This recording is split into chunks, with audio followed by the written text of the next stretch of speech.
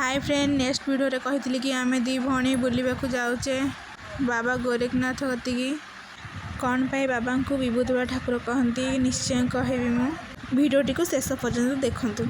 गोबर गदारू आविर्भाव होइतिबारु सेथिपई तांकु बाबा गोरखनाथ बोली कहा जाए। आउ हाँ गोरखनाथ शिवଙ୍କ अवतार अटंती। मंदिर पाखे जो बट गछ अच्छी बाबा सेठी बसिकी ध्यान करुथिले। लोक माने से गछेरे धागा बांधि थांती मानसिक पूरण पाई। मुझे शुणी बाबा ये धला छिटीबिटी रूप में दर्शन दियंती। आ हाँ जेकोसी जीवजंतु कामुले बाबा विभूति खाई लोक माने भल हुअंती। सेथिपाई इठी विभूति बोला क्षेत्र भी कहा जाए। मुझे शुणी अहल्या नाम गोटे ब्राह्मण ये थिले। तांकर 12 वर्ष धरी किसी भी कौन संतान भी हो नथिले।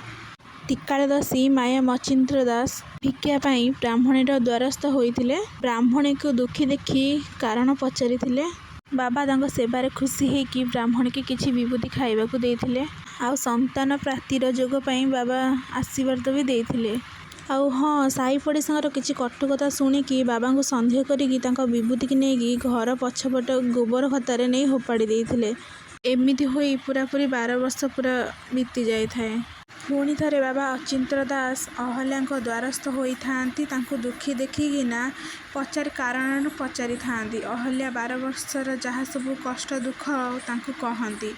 आ हाँ जोटी से विभूति होपाड़ी देइथिले सेठी बाबा तांको नेकी जाती। ब्राह्मणी जो स्थान रे विभूति होपाड़ी देइथिले से स्थान रे किछि पवित्र जल सिंचन करती। कला परे से गड़िया भितरू 12 वर्षर बालक उत्पन्न होइथिले। सी आउ किए नुह बाबा गोरखनाथ।